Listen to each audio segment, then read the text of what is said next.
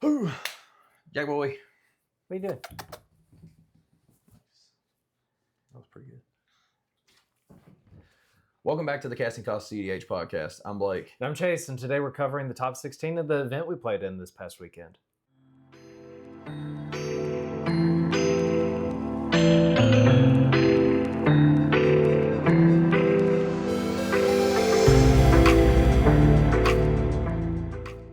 Hey. So what event did we play in?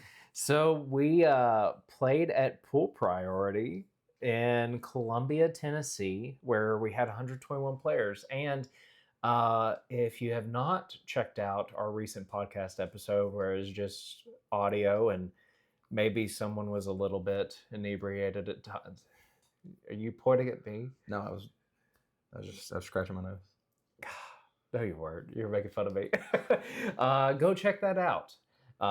So that was definitely a fun one. We got our raw input on our rounds for the event and how we did in the standings. But today is more so a focus on the decks that actually placed in the top 16 and breaking these down, because there's a lot of people in this that we played against throughout the course of the day. Yep. Got to meet some really cool people. See some cool decks at times. Mm-hmm. But yeah, we wanted to cover the actual event for the top 16 for this one. Yeah, absolutely. So who are we starting with here, Chase? Who is in 16th? Well, in 16th place, we have Chase Pardue from the Casting Cost cEDH podcast. Hey.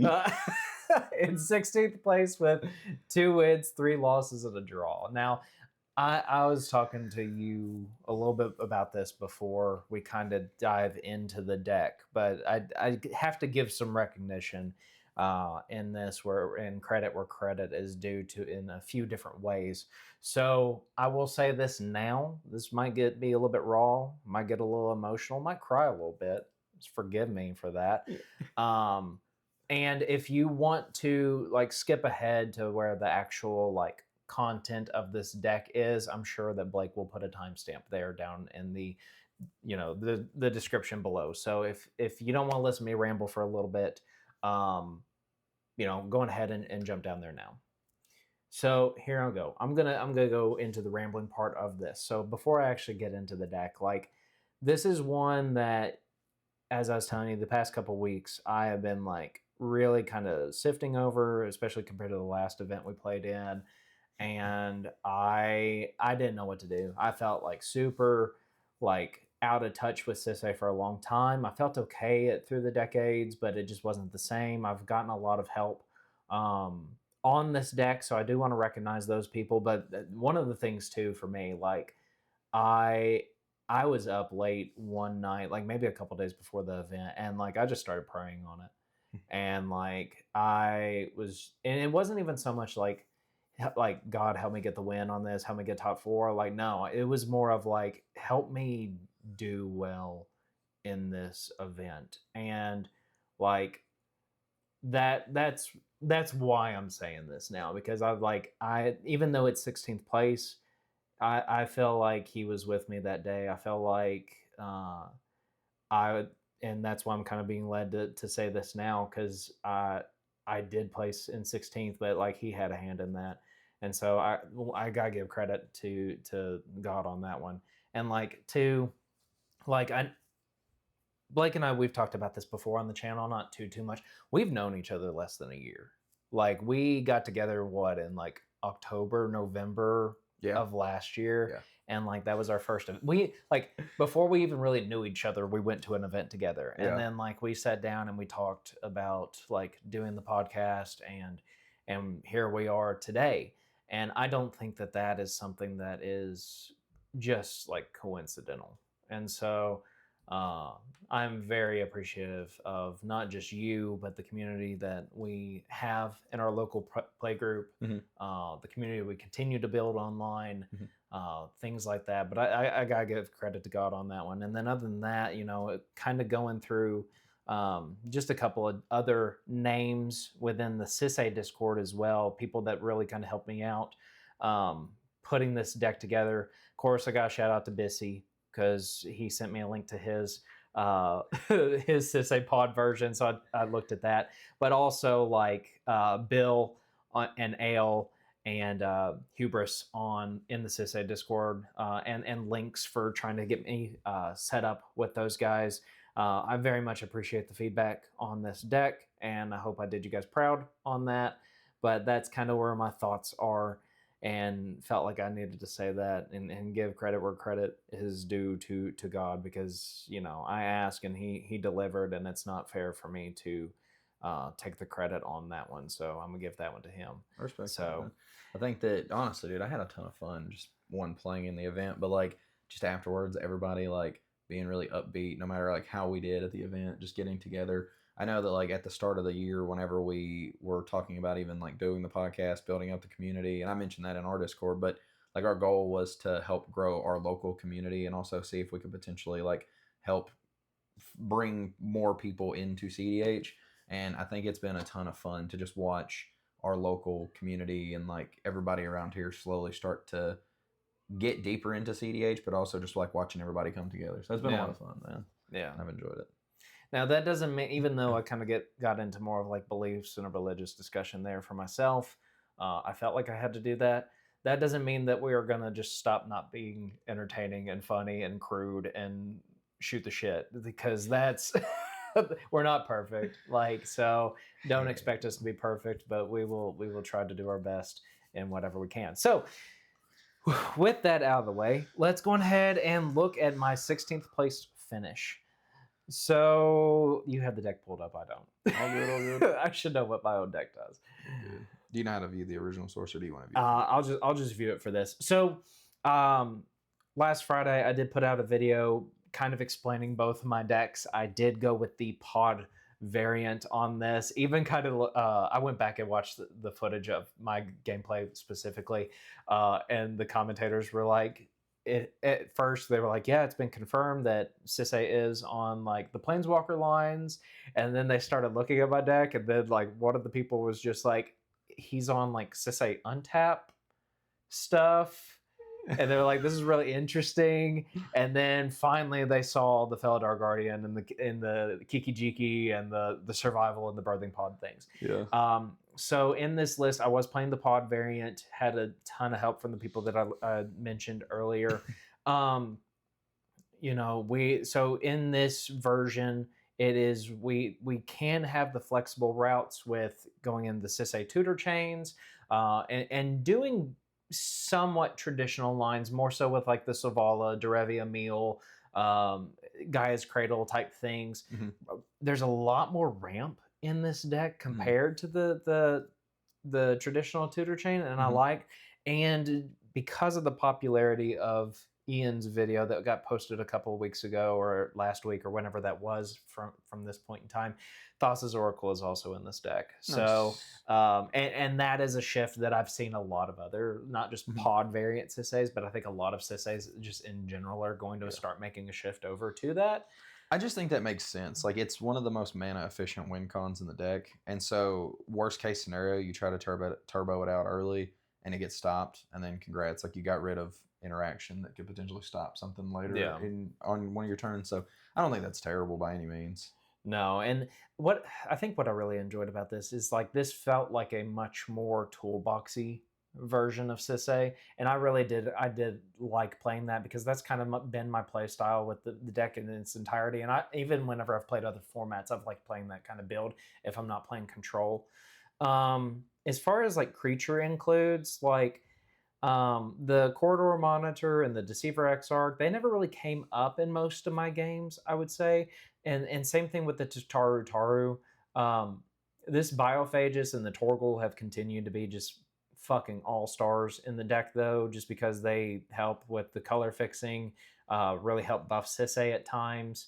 I didn't really get the opportunity to steal a Seaborn Muse off the Deadpool text box. I did not play Urtai in this list, but in the 2 wins that I did get out of the 5 rounds, like I went both directions with the deck. Like whether it was I was able to Savala and during my upkeep get all of my legendaries out, or in the second game I was able to resolve like a uncounterable Teferi and then I had Cultist of the Absolute in hand, and I got Vivian out and potted out, and like sacked Sisay to start doing the pod lines, and so I managed to actually kind of pull off both things throughout the event that I played. So I do think it's funny that they thought you were just on like Sisay Untap, which is funny. yeah. But I mean, that is cool. Dude, the Kiki Jiki and the Karmic Guide and stuff like that being included, the Deceiver Exarch, the Corridor Monitor. Like, I think that this list is really cool. Question, like, how often are you able to actually tutor out Vivian? Like, or were you able to, at any point, like, use, like, get it out with the Sisay tutor? No, that's how I won with the cats. Okay. So whenever I was able to resolve the Uncounterable Teferi, and then I did the Cultist, I had Wooburg. So Sisay was a 10-10. Gotcha. And so I just put an activation on the set, got Vivian, sacked the Sisay to Vivian to get Felidar, Blank, and present the loop from there. Yeah.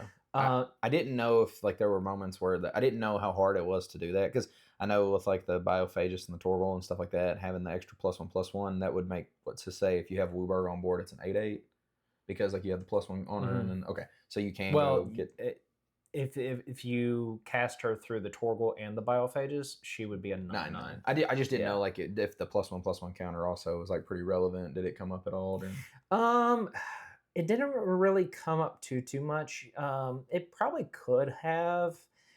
I don't remember. I think it did make my Sisay bigger in one of the games, so I think I was able to tutor for something at one point. I don't remember. I've slept since then. All good. But I noticed in playtesting whenever I was playing this build, it was very relevant at times. Yeah. And there's a lot of very sneaky lines in this too.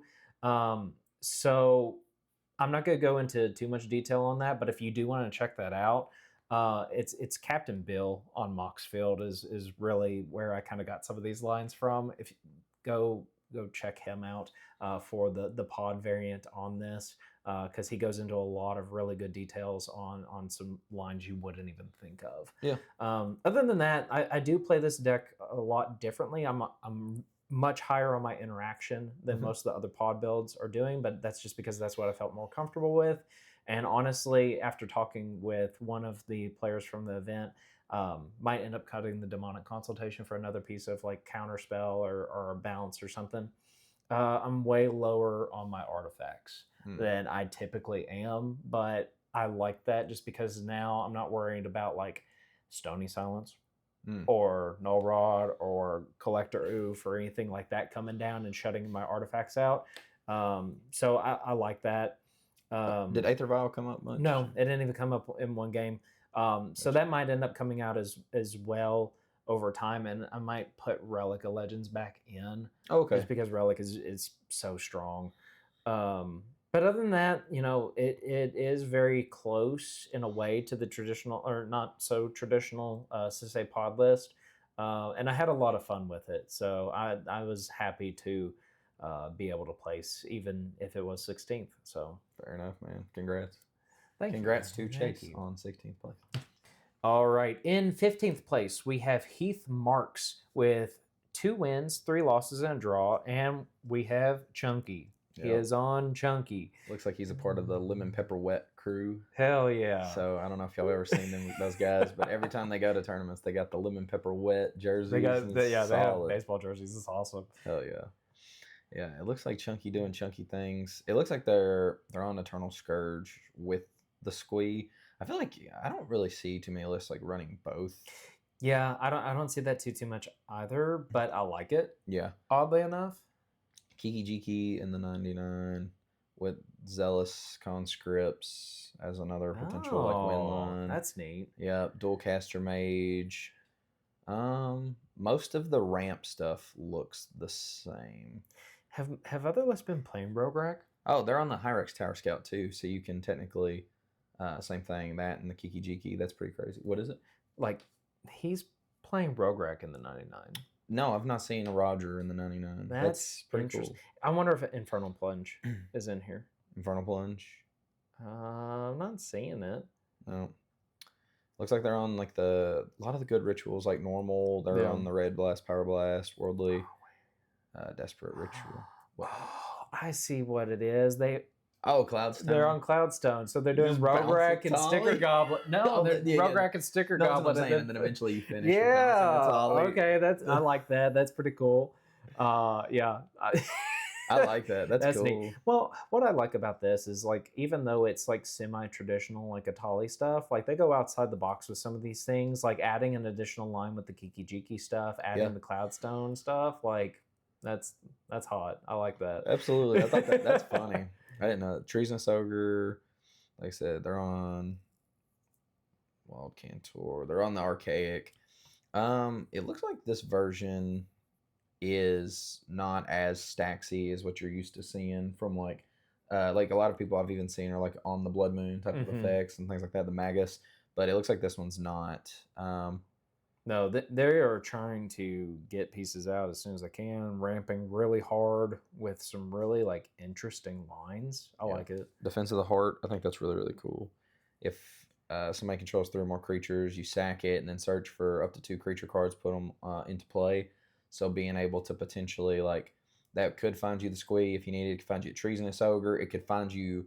Oh, it could find their win conditions. Kiki Jiki and the Zealous, or Kiki Jiki and the Hyrix. Yeah. Just immediate, you win the game. People aren't going to be expecting that. That's so good. This is neat. This is cool. I like this version of Atali. I think that there's a lot more flexibility because I feel like when people see Atali, usually it's like, oh, what are we going to do about this? Because there's not a lot of creature like counters out there right now. Like Strict Serenade does, the Pact of Negation, but like these decks continue to prove like really easy turn 2 Atalis. And sometimes someone's not going to have the mana for the Pact. Yeah. Like, I think that's cool. I think also just the ability to pivot into something that's not just Atali, like you have that pivot plan. I think that's cool. This is really neat. I mean, for the most part, it looks like your typical Atali type stuff, just with some optional like pivot plans. But I think this is pretty cool. Yeah. So, congratulations to Heath on 15th place. Okay, so in 14th place we have Zachary Mangum with Sisay. We have another Sisay in the top 16, so that's pretty cool. Hell yeah, with 2 wins, 3 losses, and 1 draw. Which version of Sisay are they on? Oh gosh. They're on the big Teferi. The Teferi who slows the sunset. Yeah, so kind of what I'm looking at here is it looks like they're going more into the route that like Ian did. Ian is doing. Is Thassa's in there? Do you see a Thassa? No Thassa. Okay. They are on a Village Bellringer. So this is what I am seeing from this. I would almost say they're kind of taking some elements from Ian in a way, not necessarily going into the game plan of the Thossas, but maybe going off of the Oath lines where they're focusing more on lower the ground creatures and things that are easier to tutor out.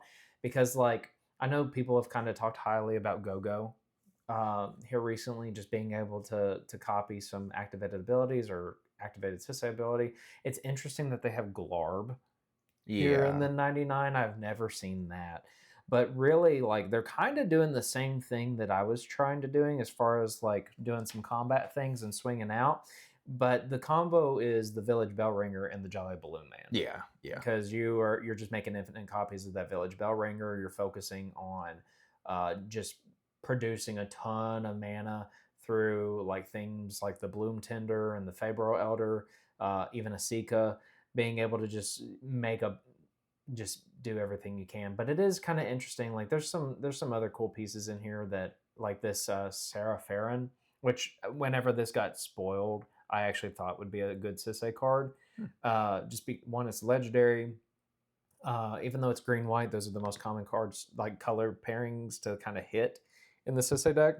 Ooh. But yeah, where it flips and like it buffs all your legendaries and like reduces the cost on things, and still even when it flips, it still maintains the legendary, so you get the buff on Sisay for it being green and white. There's some cool things in this deck. I like it. I don't think I saw.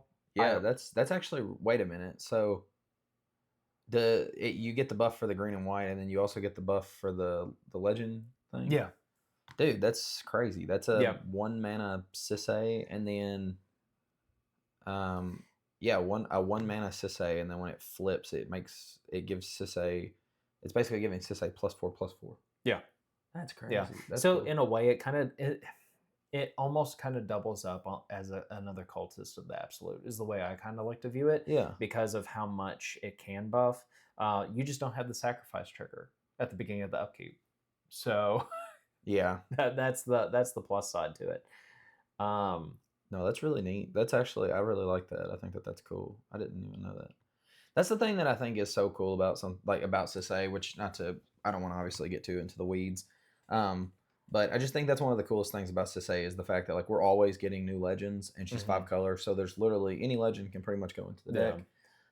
So I think it's just dope to see that like every time something comes out, people are able to like, you can literally ask, is this a Sisay card? Yeah, no, and I agree with that. I think that that's what keeps her in the top 10 Mhm. is I mean, they're not going to stop printing sets. Yep. The game is not done. Yep. And as long as they continue to print sets, there's always going to be more legendaries. That means that we can continue to add things to the toolbox potentially Mhm. and kind of always keep the pod guessing as to what's going to happen. Yep. So I'm assuming that this deck caught a lot of people off guard with some of the interaction that's in here. I would say so. Looking at the instances, super high on interaction. Even like traditional Sisay lists aren't always very high on interaction. Mm-hmm. This dude went all out. Like yeah. Even in the traditional tutor chain line that I play, I'm only on Force of Will. I'm not on the Force of Negation. Oh really? Yeah, and so they've actually have a ton of interaction here. I like the inclusion of the Assassin's Trophy because I feel like one of the decks that hurts to say the most is Rogthras right now, just because of how fast and how quickly it gets out of hand. Being able to shut them off of the Gaia's Cradle is really important, especially since we are a Cradle deck on our own. Yeah, that or even just being able to potentially like pop like the other combo piece, the Talon Gates, stuff like that, and just being able to get rid of that. So I do think that that's pretty solid. But I do agree with you. I think Cradle's the better hit out of them too. But if for some reason you see an early Talon Gates from that deck, you could potentially just get rid of it. So like, I don't know. But I think that's really cool. So the artifacts and the enchantments are also really kind of spicy here. They are on the Orrery line, so they are playing the Cultist of the Absolute. Agatha Soul Cauldron is an auto include, and regardless in what Sisay deck you play, this lithoform engine that's here, it kind of acts as another like go-go in a way where you can copy the Sisay ability. So that's neat. Plus you can tutor for it. And I kind of they're also playing the One Ring. I was about to say, like, if you play Lithoform, I don't know if you play the One Ring, just because you're really kind of crowding your 4-drop spots. Yeah. If you're playing both, I actually cut the One Ring from I think both versions of it. Gotcha. But yeah, having the ability to just like double down on your activations for Sisay is kind of cool with that. But it's not necessarily a piece you typically see. Well, even if you just need to like somehow grind into the later game, like being able to, because you can copy, it says permanent, so like being able to double up on heuristic studies or double up on because it's a little bit harder in this deck, I'm assuming, to like double up on your legends because like they'll die. But being able to double up on like mystics, heuristics, potentially like some of your other like mana production like type things, that might be something that's honestly like pretty solid. Like well, I mean, yeah. Could you imagine having like 2 Smothering Tithes on board or something crazy like that? That'd be like, so stupid. You know what I mean? So just stuff like that. So dumb. I love it though. Yeah. So I think that's pretty interesting. And also like it makes sense. Like if you know you're already gonna have to pump Wooburg into Sisay, it seems like it would be worth it to just be like, tap my Soul Ring down, 2 colorless mana, and I'm getting another activation for basically like 2 for the price of 1. So yeah. So I think that's pretty cool. Yeah. It's a neat list. And then in the enchantments, like the Unstoppable plan and the Ley Line of the Guild Pact, that's interesting. Like being able to have the Unstoppable plan there is almost like this dramatic reversal / Seaboard Muse effect without having either of those in the deck. And then Ley Line, you start out and like you literally just drop a Ragavan and you have Wooburg. So like for as soon as this comes into play, I've experimented with it before. It's definitely a very interesting piece, and even if you have to hard cast it, it's really not that bad because you can do the quadruple green in it, and that's like arguably like the easiest color in the deck to hit. Makes sense. So yeah, that's kind of cool to see here, and actually see a Sisei deck using this piece and plays top 16. That's pretty crazy to think about. Like, yeah, that's cool. That's pretty sick. Yeah. And other than that, the only other wild thing about this is that this is probably the lowest land count I've seen in like any recent Sisei deck. 26. Yeah, like 27 sometimes is like where the low end of it is, but right now I feel like most pilots are hovering around 28, 29. Yeah. They are on 26 lands. Well, what's crazy is it doesn't, like, I know you were trying to go really hard into making sure that you can produce the mana that you need. Mm-hmm. It looks like this list is on like the City of Brass, Command Tower, Orchard, Confluence. But other than that, that's and the technically Gemstone. But other than that, like, there's no more like there's no starting town. There's no like Forbidden Orchard. There's no what was City of Traders, nothing like that. Yeah. So yes, I mean it's interesting. So yeah, man. Congrats, Zach, on 14th place with Sisei. All right, in 13th place, we have Joe Hall with 2 wins, 3 losses, and a draw on Blue Farm. Now, and we were talking about this a little bit ago. I don't know if that will make it into this or not, but I will mention it now. I was not the only local player that made it into this top 16. So having another local person here in our top 16 here was pretty cool to have. Our area just trying to show out the best we could for it. So let's take a look at Joey's Blue Farm list. Heck yeah. Look at you, Joey. Just typical Blue Farm. No, just your average ordinary Blue Farm. No, I mean it looks like he's got like a couple of things. Like he's on Phyrexian Metalmorph. He's not on like Facebreaker. Mm-hmm. He is on Bergie. He's on like all the good silence effects. He's opting for Delny, which I think is cool. I think Delny to like double up your Tymna triggers, double up the Esper Sentinels, doubling up like Lotho, things like that. I think that makes total sense. So I think that those things like make a lot of sense. I mean, it's not necessarily relevant, but I think that like if Delny is on board and like the Voice of Victory attacks, it just doubles up your mobilize, correct? Yeah. So like that's pretty cool. I guess it would double up your Thassa's Oracle triggers. Yeah, right? absolutely. I mean, they can only stifle it one double of them up your bitches. first Valley Flood color trigger. Yeah.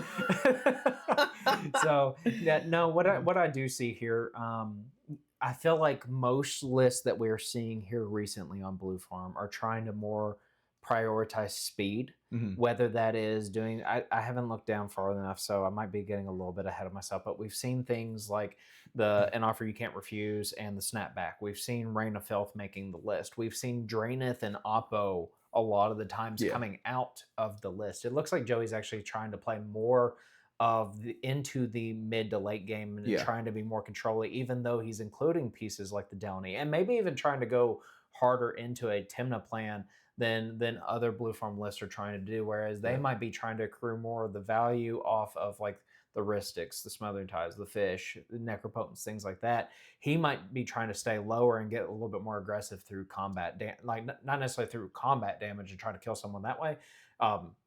If you're playing Blue Farm and you have to kill someone with Crom, like it happens sometimes, but it shouldn't be happening at times. But being able to double down on Tymna with Delny as it being like prioritized as a value engine, while just like being able to draw out and just like accidentally spill other value engines onto the table. Like I know that's not necessarily like the direct game plan he is trying to go into, but also if you look in his instant sorceries, like he's on Into the Floodmaw, he's on Chain of Vapor, but he's also on Path to Exile, he's on Pongify, like those are he's on Snap, like Fire Covenant. That's something that's been kind of coming out of most Blue Farm lists, I feel like here recently. Like there's a lot of like trying to sit back and kind of control the board state while I'm also doing my plan and I'm swinging out and I'm getting a bunch of draws off Tymna, and the more I do that or the more I continue to do that, I am going to get this win. Yeah, no, I agree. No, actually, I think that makes total sense. His artifact package looks good. Enchantment package looks good. Lands, everything looks pretty good Looks blue for him. there. Yeah, Yeah, on the tarnished. I do think it's interesting he's opted to do the Talisman of Progress. If you look at that, Yeah, Yep. I think that definitely makes sense because if you look like like I've seen some of them running the Rakdos Talisman a lot just because they're going heavy into like Facebreaker and stuff like that. But for him, I mean, he's running a lot of white. like blue and white interactive pieces. He's running a lot of the white creatures with Delny and Dranith and trying to make sure that you can potentially get that early Timna down. Yeah. I think makes sense. So I don't think that that's a bad move. He's on a much smaller red package than like most. Yeah.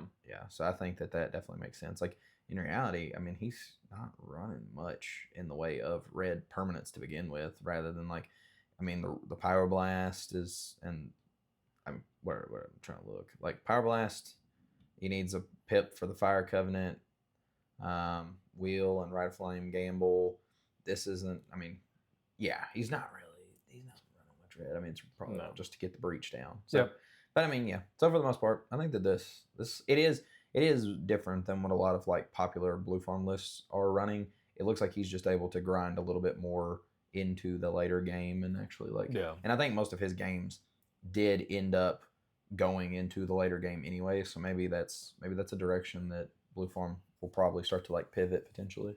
Yeah, I mean, like especially, I guess it really just kind of depends on how the format's going. I know that like everyone's trying to turbo out, but if you are planning on trying to counter that with something like this, especially with blue farm, that can just present a win out of nowhere. Like it makes sense. You're gonna slow everyone else down until you're just ready to drop it whenever you need to. So let the other blue farm player address like the turbo player, and then you just like sit back, and then you'll lock out the other blue farm player. Hell yeah.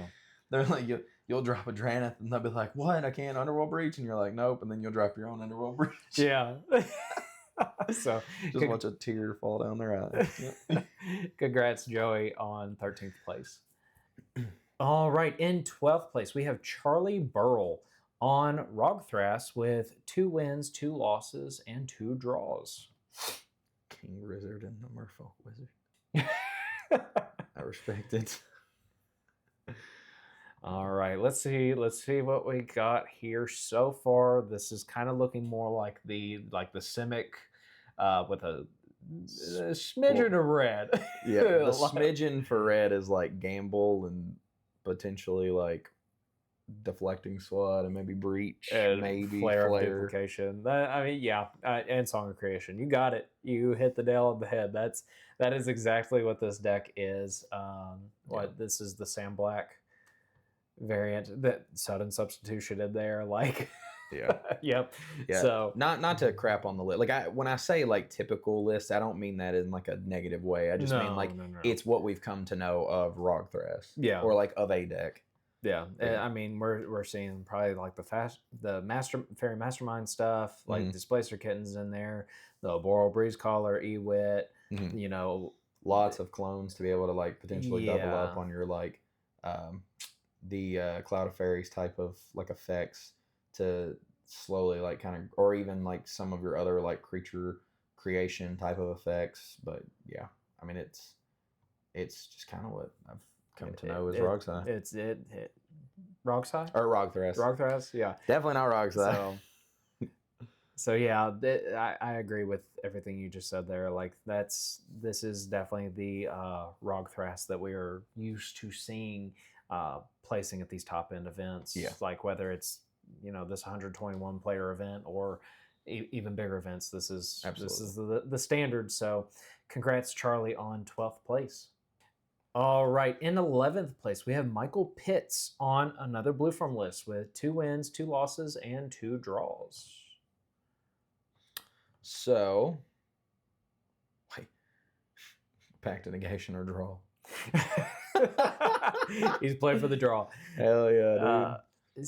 I mean, right away, this actually looks very similar to Joey's list. This looks very similar to Joey's list. I don't remember if Joey was playing Taru. He wasn't. But we still have the Delny here. We have the Draenith and we have the Oppo.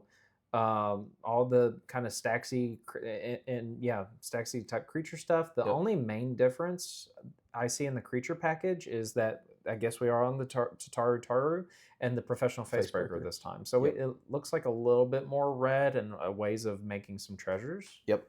Um, I think the sorcery package is pretty much the same. Also, I don't remember if It's almost the same. I don't think that Joey was on Toxic. I believe you're So correct. he's opted for Toxic here. And actually, like, while I'm thinking about it, on the creatures too, like Tataru Taro seems really good with Delny. Tataru Taru definitely seems really good with Delny. Or would it? Well, it says only triggers once each turn, Yeah, but so maybe not. maybe you're right. Maybe I I'm don't know wrong. how that works. Maybe I'm wrong. Um, I forget about that line of text. I choose to ignore it most of the time. dang. Yeah, you were correct. He was not on Tataru Taru, Toxic, and Facebreaker. We did not get. Oh, he was. Joey was not on Fairy Mastermind, which is neat. Oh wow, this list isn't on Ragavan. I kind of like that. Yeah. I kind of like that. And part of it, like Ragavan just doesn't feel good late game. It feels like a really early game card, and if you don't have it early game and then you see it later on, it kind of just feels like a dead card sometimes. Yeah. I don't know if I'd run it in Sisei if I didn't have to, but he makes treasures and he's a red pip and he's a legendary, so it makes sense there. Mm-hmm. But yeah, narrowing it down to the S% on the Mockingbird as far as like those being the two main things you fetch off the Ranger Captain ETB, I think that's fine. Yeah, I agree. No, I definitely think that's right. He's on Curse Totem, which is neat. Yeah.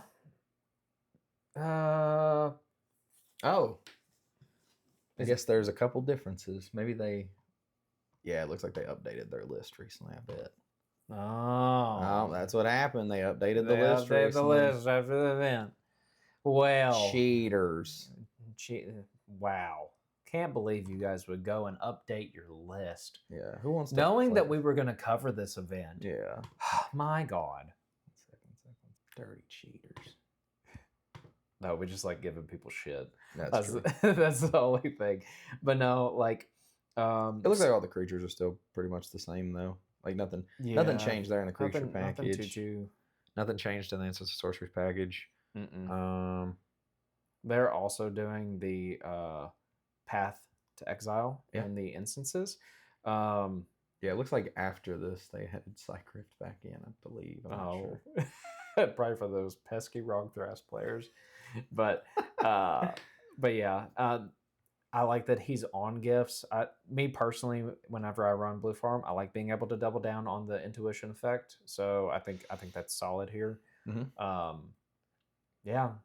Other than that, not seeing too much. Like it looks like they might be trying to go like slightly more aggressive than what Joey was doing with like the Facebreaker and gifts and things like that. Agreed. But they're opting out of Necro.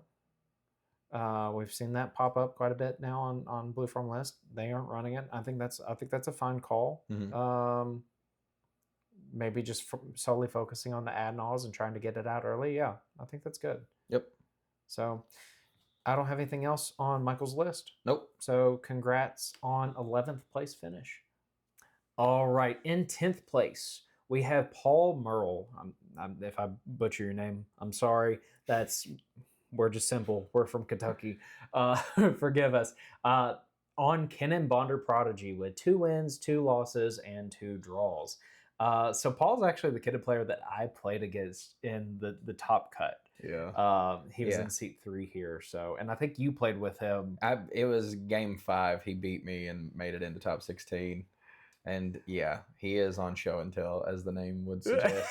That was literally what happened. He like turned 2 show and telled, and everybody was like, well, I guess we'll drop what we can. And like, it was kind of sad. Like somebody dropped a Ristic Study, which was like awesome. I dropped a Lotho.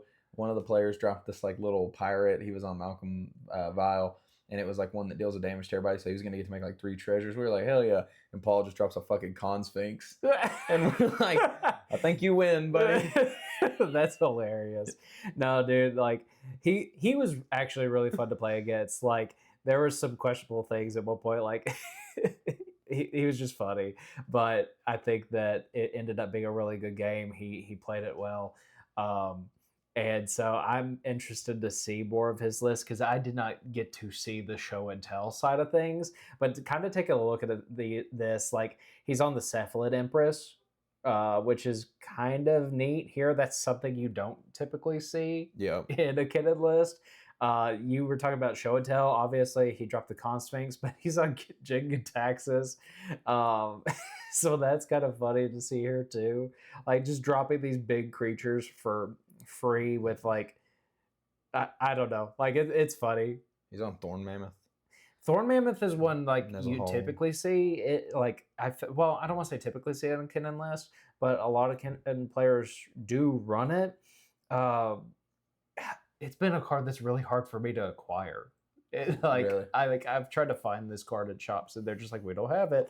So I think that he is definitely. It is very obvious that he is on the big flips. big flips Kinnan. Well, not really. He's on show and tell. Well, yes, Just throw it out you there. know what I mean. He's like he's trying to fast track the flip. Oh yeah. He's let me get that first flip going, and then Yeah. we'll have to get. Well, and you're on the sorceries right now. He's on Savala Stampede as well. Yeah. So that's interesting. Like I guess it's kind of cool because you have these big spells that obviously you can cast, like because you're making as much mana as you can, but like you're opting to do some of this at sorcery speed. You're not having to rely on just the Kinnan flip. Like these are things like if you get big creatures in your hand, you can just send it that way. And like who's gonna counter a show and tell at times? Yeah. Like Yeah. who's gonna counter it? Because it's 'Cause like everybody's- everyone going, oh, we get to do something Yeah, here I too. get to Same drop thing a- with the Savala Stampede. Yeah. Who's gonna counter it? We get to do something too. And then you get a situation where it's like, oh, fuck, you just dropped a Consphinx and we didn't counter that spell when we could have. So I do think that that's really interesting to have. Well, here. no, the Savala Stampede isn't you getting to do stuff. Well, It's on- I'm talking about the show and tell stuff. Oh, the show and tell. Yeah. Yeah. No, the Savala Stampede sounds insane. Like this is just crap. No, the Savala Stampede you get to cheat shit into play too. No, he does. We don't. Yeah. No, that's what I'm saying. So Yeah, absolutely. He gets 3 free creatures basically off of this. yeah, I mean if this goes through like that, it's spicy. I like it. Yeah. Oh, he's on Trickbind. yeah, he's on Trickbot. I noticed that. That's hilarious. And that Force of Vigor that's right there. Hey, But- yeah. I hear that's a good card.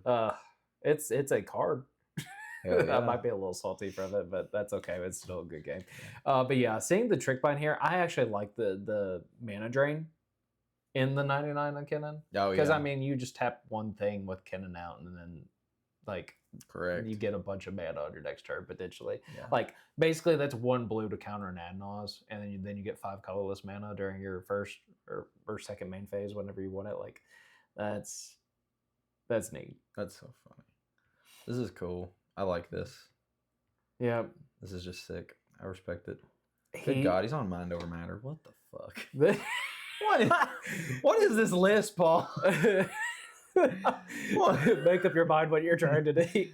He's the only one that knows what he's doing with this list, but I love it, dude. He like that's cool to see. I was gonna comment on the machine guns effigy until you mentioned something about the Mind Over Matter, but oh man, I wonder if that's tech against like the other Cradle decks. Probably. Because you don't like he's trying to cheat shit and play. He doesn't really care about what's really in his head. So yeah, I could see that. And this Not is a only that, you very can interesting flash it build. in with the Valley Flood Caller. Oh yeah, It's like, oh, you want to draw off Thrasios? Me too. yeah. This is good. This is really cool. Yeah. I like the inclusion of Amphibian Downpour. I feel like so many people are running this card. Man, I tried this forever ago and I just wasn't a big fan of it, but I might have to give it another Yeah. try. Jeez Louise. Me personally, I'm looking back up here at the creatures. I like that he's on the Walking Ballista. I think Walking That's how he killed us. Ballista in Kinnan is just Yeah. is solid. It's a solid pick. It's just a definitive Mhm. finisher. Yeah, that's how he ended up getting us in the game. He was like, I'm gonna go Yeah. find the Walking Ballista, and somebody was like, do you care to just show us the Ballista? And he like goes and shows the Ballista, and they're like, you got it. Oh, so yeah, I'm weak. But yeah, congrats, Paul, on your 10th place finish on Kinnan. All right, in 9th place we have TJ That's we don't have a last name here, but TJ, I played against you twice, and it was a pleasure playing against you. On Krark the Thumbless and Thrasios with 2 wins, 2 losses, and 2 draws. We talked about this deck previously, Mm-hmm. and it does look pretty similar to the other Krark Thras deck that we saw. It looks like they are just like how the one Krark Thras player thankfully informed us. They are just running like the Twin Flames and the Molten Dupes and things like that to just double up potentially like the number of like harmonic prodigies that you see, and just get as many Yes. triggers Yes. every single time you cast something. Yeah. Yes, no. essentially you can get to a point of like basically infinite triggers, and then it looks like you just win the game with like your pick. Like you, Yeah. That's infinite combat damage with hasty stuff, potentially like finding something that's gonna like burn the table out, Oh, yeah. bounce everybody's permanents, like just all sorts of cool stuff. But Now, I do remember the commentators on the streamed game that he and I played on. They were looking over his list, and they actually pointed out that he is on Veyran instead of doing something like Vivi, and then on Zada as well, which I don't think those. Veyran potentially, Zada. I don't know if that's been a typical include for this Krark. Yeah, it looks like list. he's changed off. He came off the Zada. He came off the afterwards. Zada. So yeah, in the tournament setting, he was on Zada Hedron Grider as well. So whenever you cast an instant or sorcery spell that targets Zada, copy that spell for each other creature you control that the spell could target. Each copy targets a different one of those creatures. So it just makes a bunch of copies of things. And I'm sure that if you're doing that, like with having access to the Veyran and the Stormkilling Artist, where you have the Magecraft triggers and like you're just jamming whatever you want to pretty much at that point. That's kind of cool to see. He's on the Spellseeker lines and stuff like that too. Yeah, which makes sense. It's a cool list. It's definitely like for a Timber color pile. Like this is something that's very different than what we are seeing in tournament play right now. But I do think it's really cool. Yeah, and even in the games that we played against each other, he was a very clear threat and like was starting to do Krark things. I think he just kind of got stopped before he could actually really snowball into whatever it was he was doing. So yeah, the only other thing that I want to mention about not necessarily the list, but the group of people that came from this, and we could put this down in the description below. They were actually telling me that one of their friends was actually sponsoring this other tournament in Illinois for a foil Gaia's Cradle. Yeah. Like they were talking about how their buddy just fronted the money for it, and so I did kind of want to at least include that here. So if you go on topdeck.gg, it is under cEDH Win a Foil Cradle, cEDH 5K.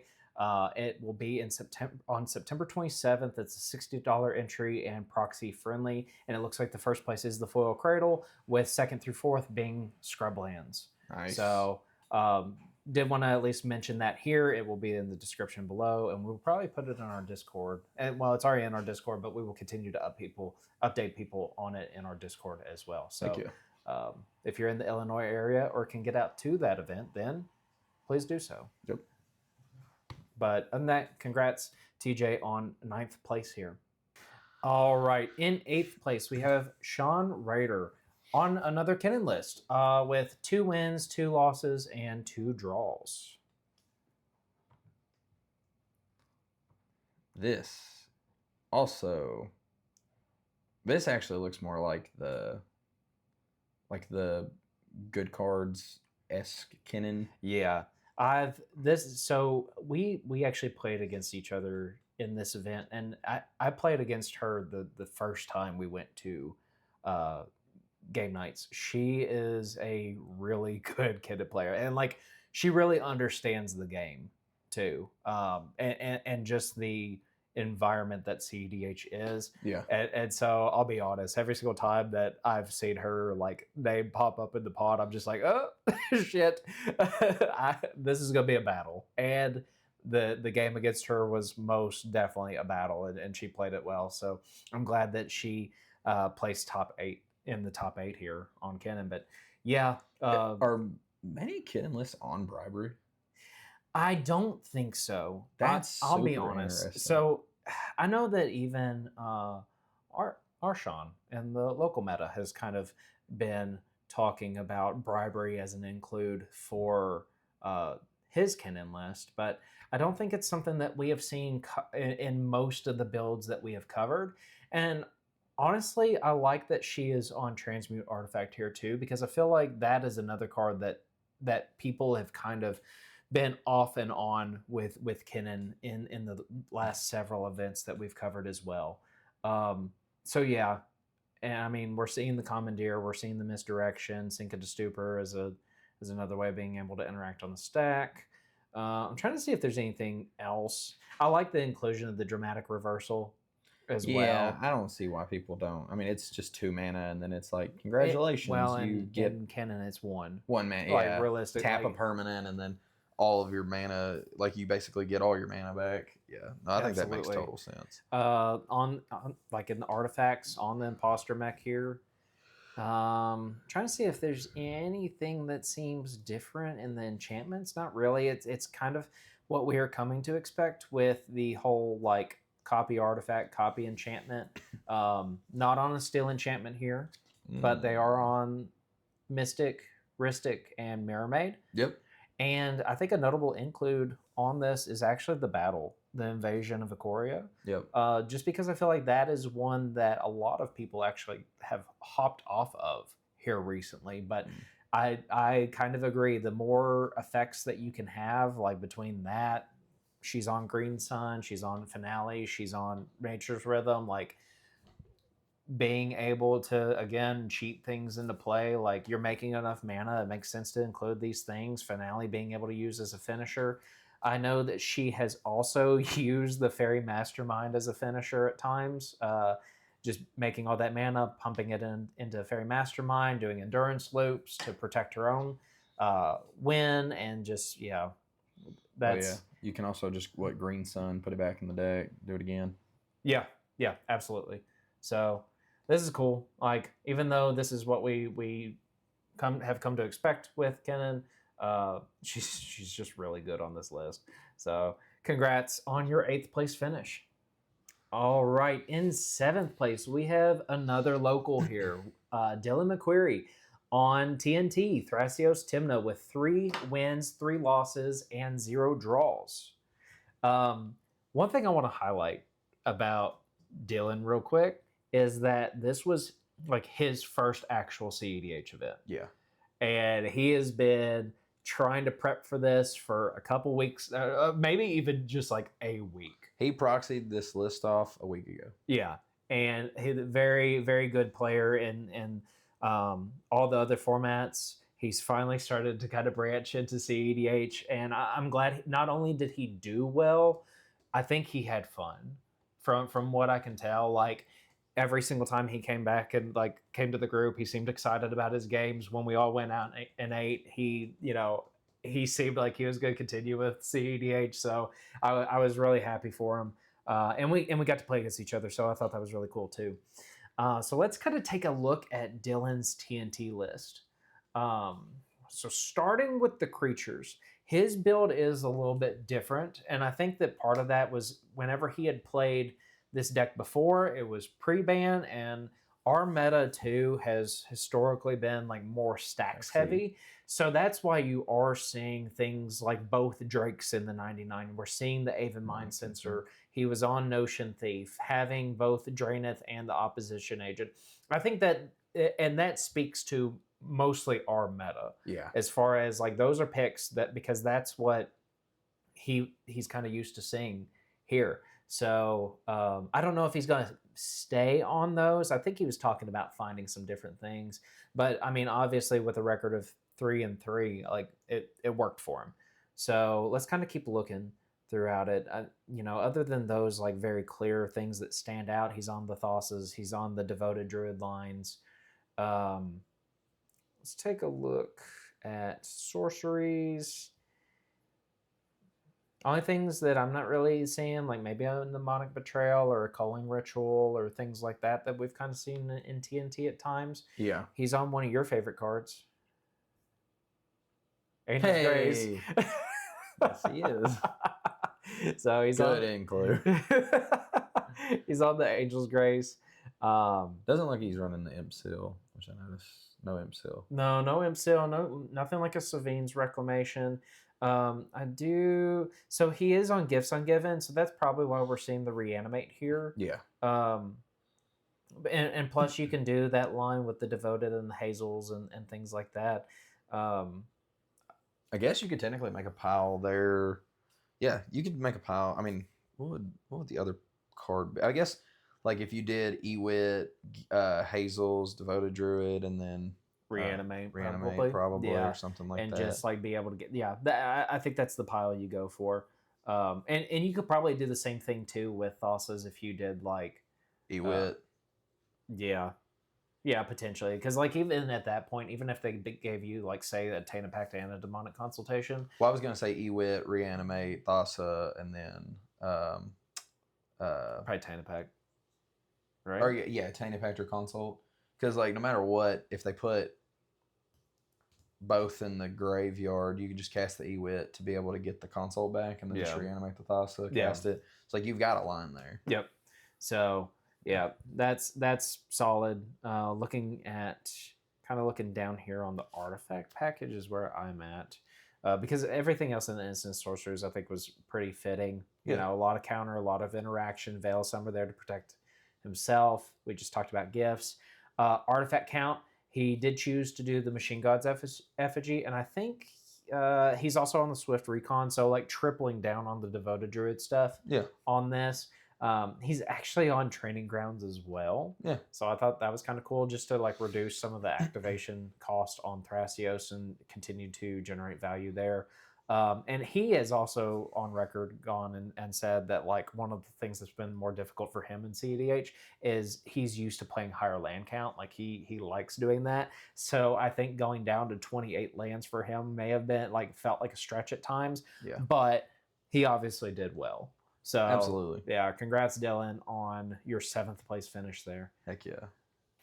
All right, in 6th place, we have Dev Patel on Blue Farm. So this is what, our 3rd Blue Farm list that we've seen so far for the event, with 3 wins, 2 losses, and 1 draw. Immediately, Flame Scroll Celebrant. Whoa, that's not the only thing I'm saying. So Izzet Guildmage? Like, what is going on? So Stormkiln as well. Yeah, and Mayhem Devil. Oh, I passed the Mayhem. So this is really interesting. So, I mean, obviously the Flame Scroll Celebrant, it looks like we're doing like 1, 2, 3 Flame Scroll instead of Voice of Victory. Let me see. Did they? Yeah. So we still have 4 Silence Effect, but opting for the Flame Scroll over the because the backside is what the silence there. Yeah. Maybe that's what it's for. Maybe that's wild to see there. Same thing with this Izzet Guildmage. That is typically not a Blue Farm card that you would see. Copy target insert sorcery spell you control with mana value 2 or less. You may choose new targets. I wonder if that's like almost trying to go for like a slightly more protected win, like copying your own counter spells. And maybe we haven't even looked through the rest of the list. I know. I'm just guessing. Let's look. That's wild. Well, maybe it's because you can double up on your tutors potentially, or double up on your rituals. Maybe having Demonic Council here, I think, is really fitting because he is running the Mayhem Devil. Like, you could just straight up, if you don't have Delirium, you just go get the Mayhem Devil here. So that's kind of cool to see. He's opting to do Beseech the Mirror in this as well. I think it makes sense. You can just sack one of your treasures. Oh, yeah. With the Stormkiln, yeah. Oh, yeah. I mean, you can sack anything, really, but on the Orum's Chant. Yeah, and Limdol's Vault. What the hell? That is, I mean, it's cool. Yes. This is spicy. Opting to run the Flare of Duplication. This is a Blue Farm list that you don't typically see, but I like it. It's a little bit more, in a way, it's a little bit more on board interactive just because they have Path in there and Swords. Do they have anything else? Chain of Vapor? Are they on Into the Floodmaw? I don't see that. They are on Psych Rift. Huh. That's kind of neat. and they are on gifts, so it almost makes me wonder if like in-step gifts get the pile you need, or upkeep Limdolls to get whatever 5 you want at the top to like try to have a more secure win potentially. I don't know that Double up your gifts. double, with yeah. the one thing with Oh Guildmage. God, that's wild. Search for 8 cards and they pick 4 to put in your hand. Yeah, that's crazy. I like that though. Looking at the artifacts, he's on all the 0-drop ones that he can be on. Again, we're seeing a Talisman of Progress here, but that might be because he has opted to do a little bit more interaction in the white pieces, and we have the Wish Claw, but no One Ring. He's on Copy Enchantment. Yeah. That's wild. No Necro. No Necro, but I think he's like just trying to copy another Ristic Study. Probably. And honestly, I like that include because I think here for a little bit, even I have been trying to toy with the idea of doubling down on Ristic Studies and Blue Farm and things like that. So Yeah. I think that's cool. We were just talking about that today. Yeah. And we're at 26 lands. Yep. Very interesting. Yeah. So like doubling down on a bunch of stuff, making a bunch of treasures, sacking them, pinging the table with Mayhem Devil, like that's crazy. That's wild, dude. I like it though. That's neat. I think it's cool. Yeah. So congrats, Dev, on your 6th place finish. All right. In 5th place, we have Dan Brown on Derevi. So with 3 wins, 2 losses, and 1 draw. This is cool. I like the fact that a Derevi deck actually placed in the top. Spectral Sailor. All right, let's see. It makes sense. I mean, it's got a couple of like little evasive things to allow you to get in to like double up your Derevi untaps and stuff like that. Running a meal, and then you also have the Bright Glass lines, so that actually allows you to literally go get every mana positive rock out of your deck, which is extremely relevant, especially for like the Teferi and the Kitten and everything else. Anything in particular that's like standing out to you? Standing out to me? Not necessarily. Not from where I can see in the creature package. I think this delivery Moogle, I saw it in one of my games. I didn't play against the Derevi player, but it seems pretty strong, being able to like either go and tutor out something or being able to like retrieve something from the yard if you have to. Because I know the player I played against, it was a Zerta player, and this ended up being like a piece that everyone, as soon as we saw it, were like, oh crap, because of the things that they were trying to do. So I'm kind of curious as to whether or not it, like, what it might do. It might even, I'll be honest, probably what they might do at times, if they're about to go for a win, they might even just tutor for the Vexing Bauble with it, and then just like, you got this pseudo, not necessarily silence effect, but like no one's gonna cast free things, and then I'm gonna go off. That makes sense. So especially whenever you're able to produce as much mana as you can in Derevi Emil, like with that combo in particular, and then being able to like have the, like, I know I'm kind of skipping ahead a little bit, but just kind of good. things I I'm was seeing going way down to looking. And the artifacts, they're on not only the One Ring and Birthing Pod, but they're also on Chromatic Orrery. So being able to like not just have whatever mana you need to do whatever you want to, but doubling down on effects that allow you to continue to draw through your deck until you hit whatever win that you need. I mean, that's pretty cool. So I know that Trevor has been putting Derevi together more so here recently. I guess even though the Derevi mill line can pretty much lock down the whole board, I'm assuming that they're mostly just going for a finale here and just like swinging out because they're really high. Finale or Fairy. That's one of the two. Yeah, the Fairy Mastermind as well with the Kinnan and Smothering Tithe. Yeah. Are they on Endurance? I don't see it in the 99. Does not look like it. Interesting. I think that. Nope, I have no idea. Well, I mean that's very clearly a combo that can be used now. And what I do think is interesting is like if they are going that route, they're also not on the Green Sun. Yes, that's what I was about to say. So that's what I was going to look and see if I could find, but does not look like it. I don't know. That's weird. But yeah, I'm guessing Finale is probably the move there. Still, not bad. I think that this is really cool. This list is cool. Derevi's just cool in general. Derevi's fun. So I think that's cool. Yep. And I want to play it at some point too. Hell so yeah. Congrats, Dan, on 5th place finish. All right, in 4th place, we have Stephen H. on another Blue Farm list with 3 wins, 3 losses, and 1 draw. I actually got to play against him twice in this event. We in the second round, the pod took an ID and we played it out a little bit in that, and then in round 4, we play against one another. Huh. Yeah, That is interesting to get paired up twice. Yeah. So, kind of looking at this, so far from what I can tell, we are a lot lower on red. Yes. You know, only having the Ragavan, only on the Simian Spirit Guide as far as red goes with our creature package. And then if we look at the sorceries, there's not even a wheel effect. I like that. Here. You like that? Yeah. I mean, it makes sense to have the wheel effect because of the OBM and potential like lines that you can do with the Underworld Breach. But I don't know. I kind of like, it's like we were talking about, even with Kellen, like a wheel. Yes, you get 7 chances to see good cards. Your opponents get 21 chances to see good cards. So yeah, I mean, looks like kind of low on those things, but continuing to choose to stay really high in the instances in our interaction here. You know, again, solid. We're just trying to go for Adnals as quickly as we can. He is on both Intuition and Gifts Ungiven, which I like. Now, and include that I don't think makes most lists, this Soul Partition, I like it just because you can hit any non-land permanent and exile it. So that's kind of cool to see here as another piece of interaction. Not just on Chain of Vapor, but as also on Into the Flood Maw. You were about to, I think, highlight something there too, that dramatic reversal. That seems interesting.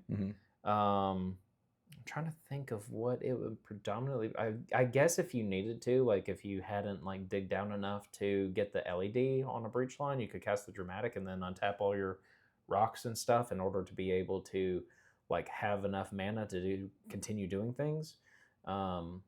Or you kind of bait people out if they go for a win attempt. You just like, okay, all the interaction has been blown, dramatic reversal, untap all my stuff and be able to continue casting things. This is going to sound really dumb, but you technically can do this because like you don't have to give the Wishclaw Talisman away immediately after removing the time counter. So you could technically remove a time counter, dramatic reversal in response to the activation, untap it, do it again, you'll get 2 tutors off of it. Oh, that's crazy. Yeah. I did not know that. That's cool. So maybe that's part of the reason why it's in here, and he just gets, you know, double activation of Wishclaw, or in a pinch being able to like tap down the One Ring and then untap it during the same turn, draw more cards. So yeah, like it seems like it provides a lot of flexibility, and I think it can almost be like kind of a gotcha card whenever like you are in those situations where it's like, oh, someone's actually going for a win, and most people have blown interaction. I just need 1 more mana to cast this spell. Well, I actually have 2. I can untap all my stuff and then like use all the rocks to continue interacting. So I think that's kind of cool. Yeah, so I think that's neat. So yeah, overall, this is just really dope. Yeah, congrats, Stephen, on 4th place. Heck yeah. And winning a volcanic island. Heck yeah. All right, in 3rd place, we have Nicholas Ivy on another Blue Farm list. I think this is pretty much his go-to list. I remember talking to him at one point during the event, and he's just like, yeah, this is the one I stick with all the time. With 3 wins, 1 loss, and 3 draws. What you thinking? Ledger Shredder. Ooh, okay. This is interesting. I think it's interesting because you just pointed out the Ledger Shredder, and then you don't see a lot of lists on the Polywog Prodigy. No. He's on Boromir. That's also weird.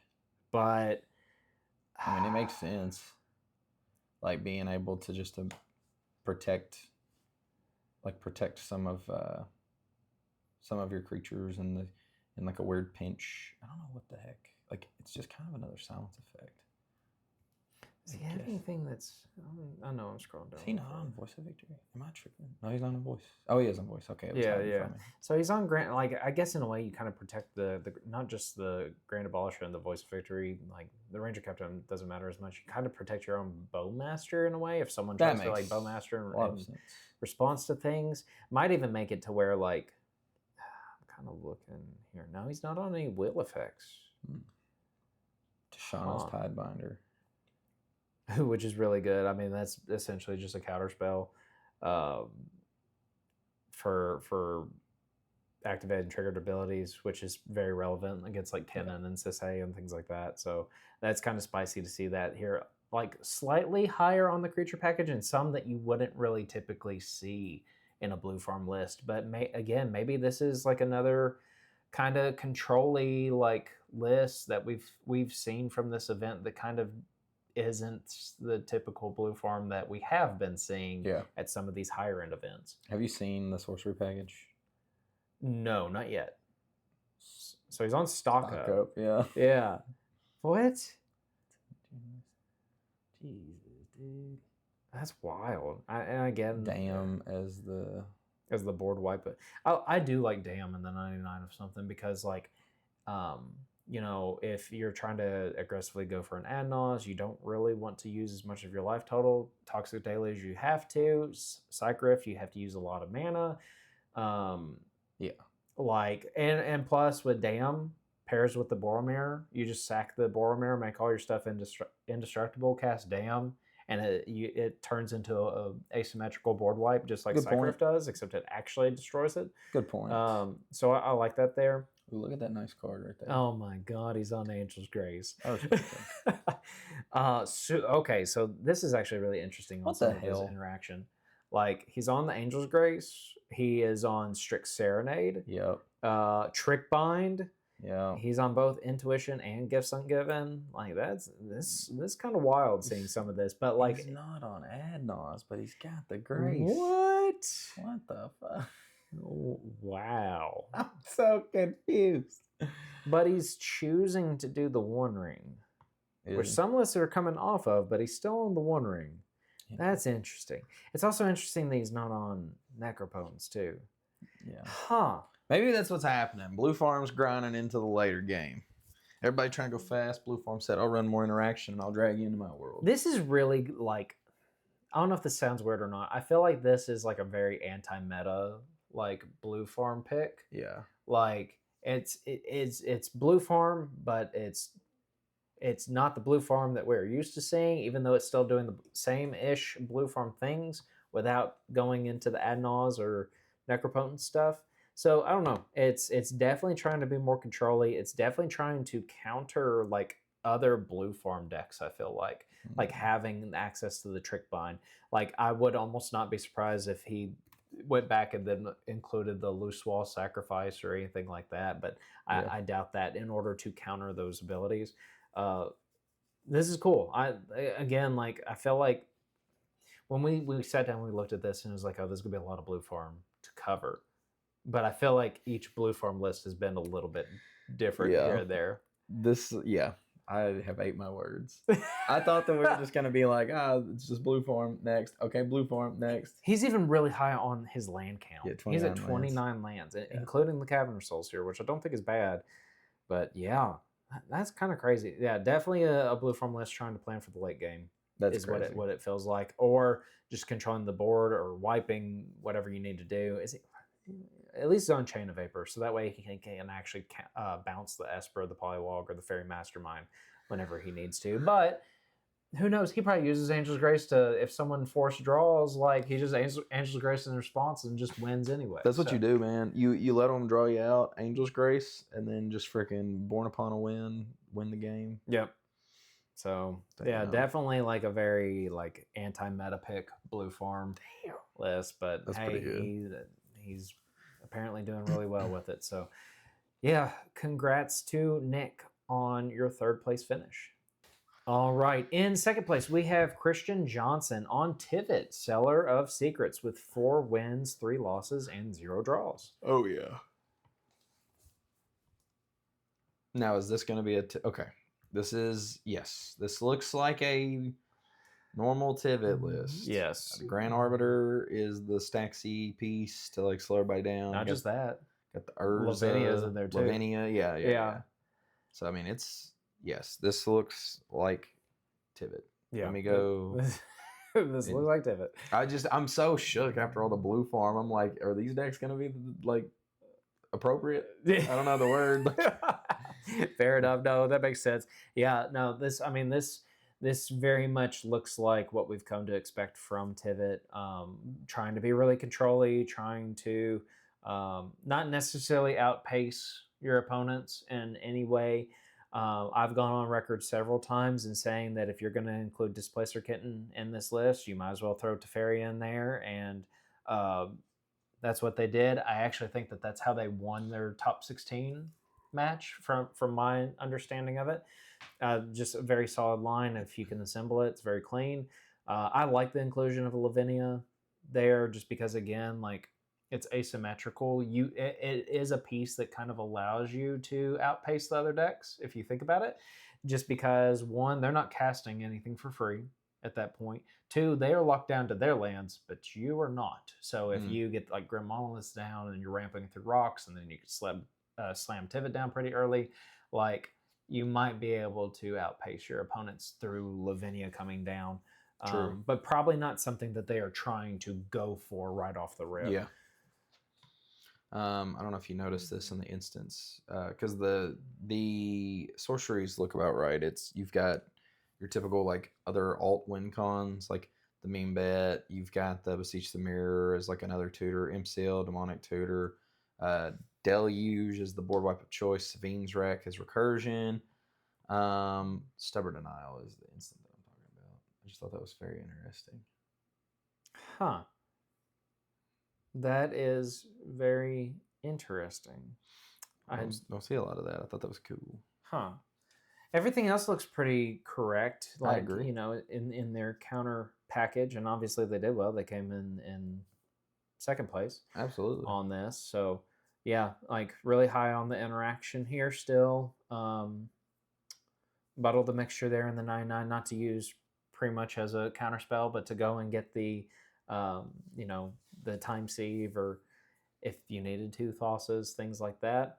You're looking at the artifacts there. Like, typically you see the Graph Diggers, the Curse Totem, this Disruptor Flute there in the 99. Like, probably like the One Ring in Tivit kind of feels good, especially if you're going into infinite turns. You keep drawing, and like, I don't think you're really caring about your life total at that point. You just need to see more cards so that way you're not getting to a situation where, like, now you're down to 3 people at the table, and then you can't take infinite turns. No, you want to draw more cards so that way you can dig for Thosses and be able to do what you need to from there.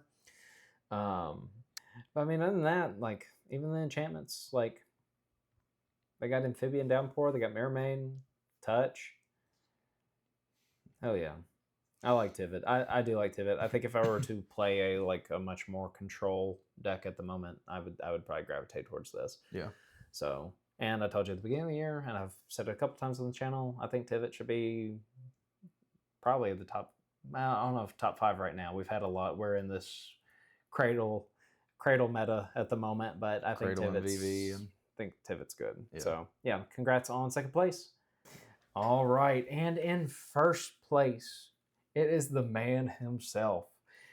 We have Kellen Quinn on Dardu. So Dargo Timna with 6 wins and 1 loss. Now, you were talking about this earlier. The only loss he had of the day is whatever Joey deflecting swat Kellen's peer into the abyss. So, which is wild. So let's take a look at his list. And even before I start to say anything, like, I know I said it in the podcast episode in the car ride back, like, us finally getting the opportunity to meet this dude. He is such a sweetheart. Like, he just radiates positivity and good vibes. Like, he's fun to be around. He's super knowledgeable of the game. I'm glad that in my final round that I played for the event, I actually got to sit down and play against him.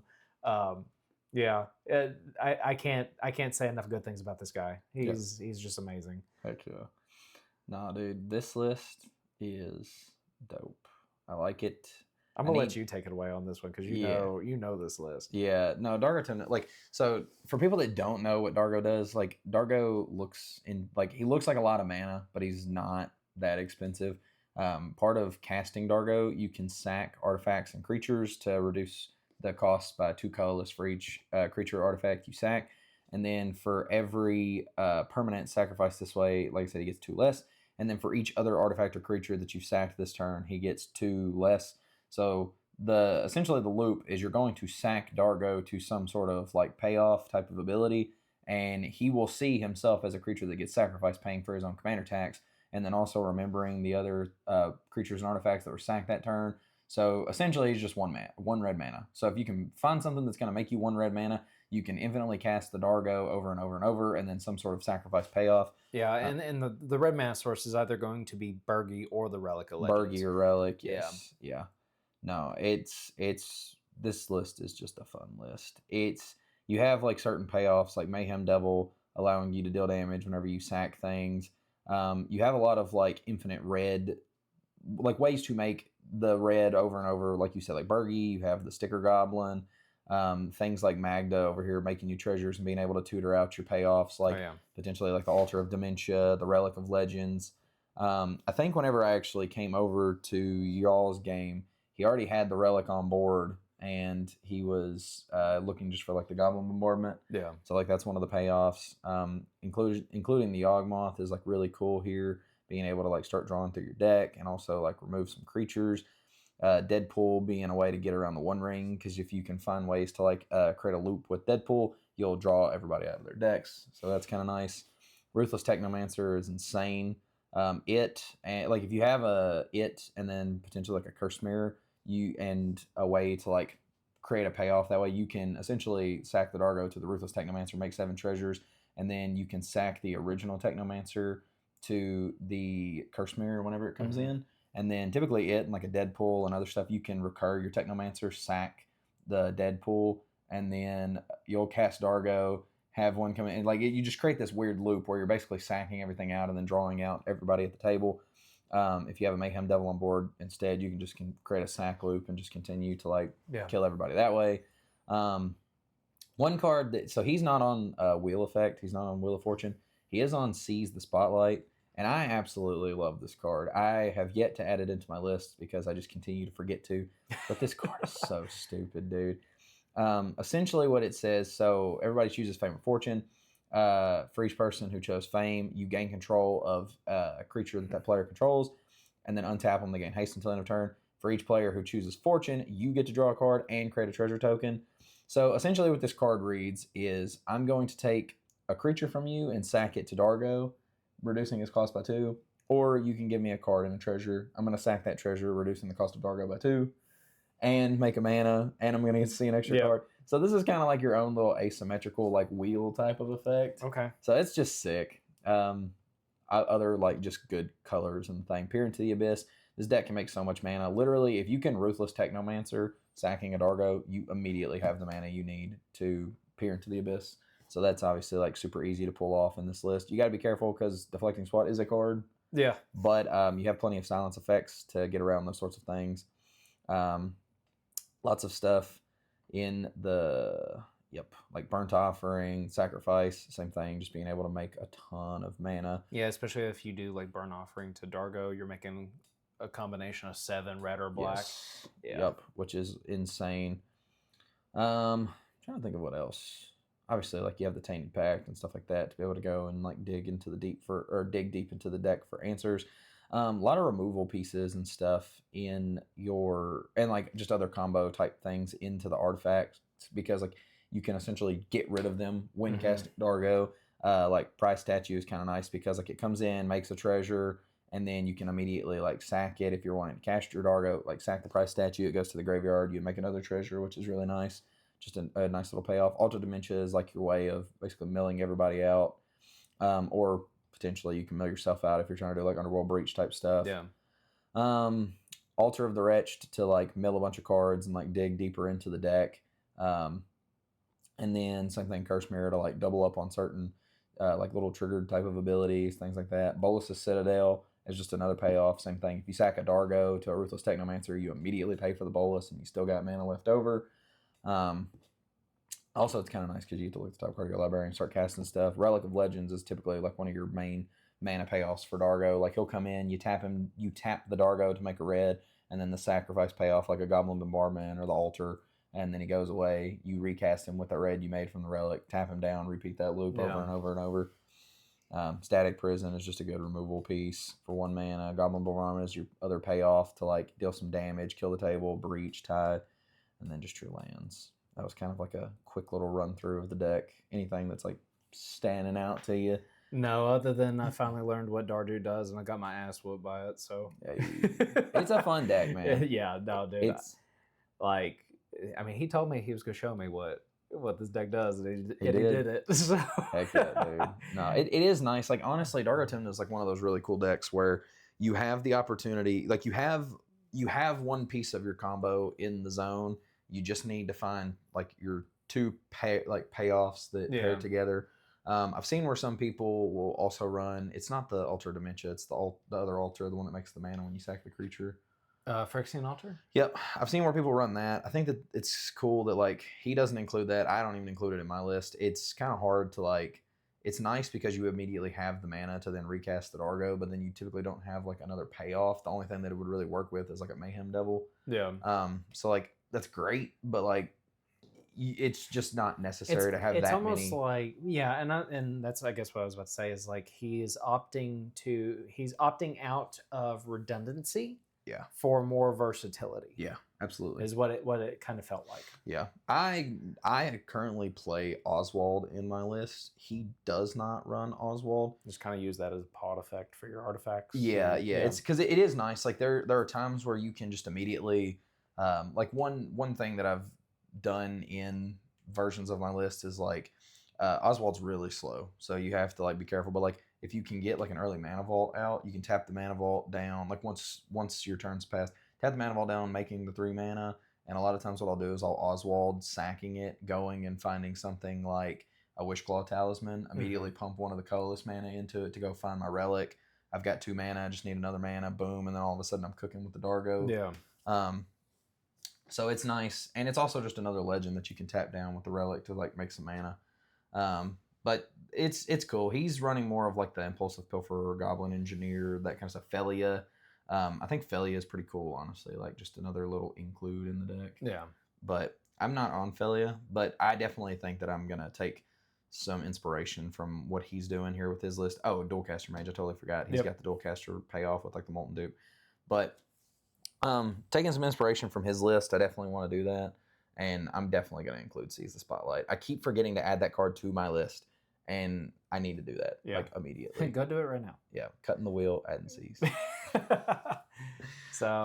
Yeah, like I can't say anything bad about this dude. This dude was really fun to be around. That's like I said earlier. So I am just glad we got the chance to finally meet him and hang out with him. And congrats, dude, on your first place finish here.